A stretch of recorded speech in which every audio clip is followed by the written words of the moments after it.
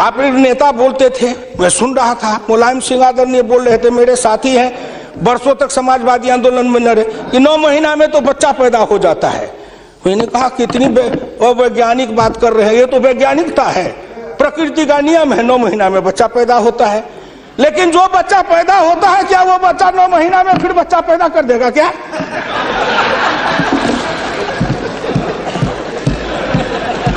कितनी आप वैज्ञानिक बात बोल रहे हो। इस सरकार का 9 महीना हुआ, 10 महीना हुआ, सरकार पैदा हुई, अब क्या सोचते हो? आप क्या सोचते हो? इसलिए आपसे मेरी विनम्र प्रार्थना है कि संभलो।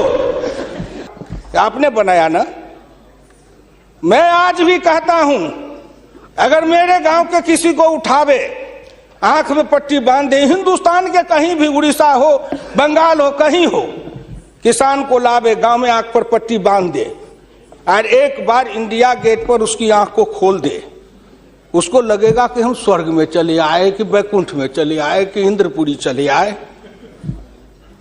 इतना का अंतर है।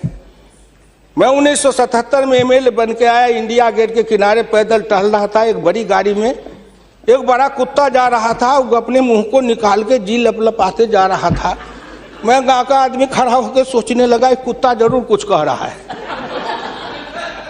मैं एमपी था, कभी दिल्ली देखा नहीं था, मेरे अंदर से आवाज आई कि कुत्ता कह रहा है, क्या है तू गांव का किसान, गरीब, मजदूर, पिछड़ा, दलित, तू क्या जन्म लेके करने आया है? तुझसे मैं सौभाग्यशाली हूं। देख, मैं ठंड गर्म गाड़ी में बैठा हूं, केक खाता हूं, ऑमलेट कटलेट खाता हूं, गद्दे पर सोता हूं। तुमने देखा हिंदुस्तान, तुमसे अच्छा मैं हूं। उस दिन मुझे लगा कि इस हिंदुस्तान के बड़े लोगों के कुत्ते भी मुझसे अच्छी जिंदगी जी के रहे हैं, और मुझे उस जिंदगी से भी बदतर जिंदगी जिलाने वाले कोई नहीं है, आप हैं। राज किया है आपने, मैं आंदोलन किया, जेल में गया, जेल में सराया। आज भी पूर्वा हवा चलती है तो आपके पुलिस की लाठी से जो हड्डी में चोट है वो कहीं ना कहीं दर्द करने लगता है।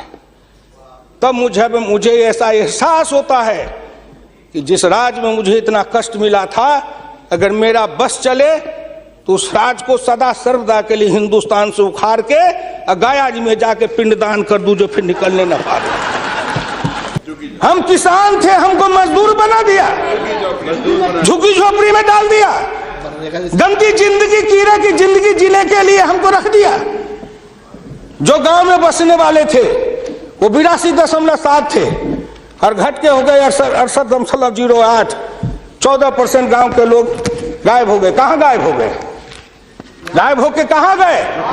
आपके यहाँ दिल्ली में फुटपाथ पर सोते हैं, पेड़ के नीचे सोते हैं, पेड़ के नीचे जन्मते हैं, बलते हैं, बढ़ते हैं, पेड़ के नीचे शादी करते हैं, हनीमून बनाते हैं, वहीं फिर बच्चा पैदा करते हैं, फिर पेड़ के नीचे ही अपना परिवार बसाते हैं। हमारे बच्चे को लाया, हाथ में रिक्शा थमाया, ठेला थमाया, फुटपाथ पर काम करवाया, गरीबी से मजदूर किया, कुत्ते के जैसे जिंदगी जीने के हमको मजबूर कर दिया।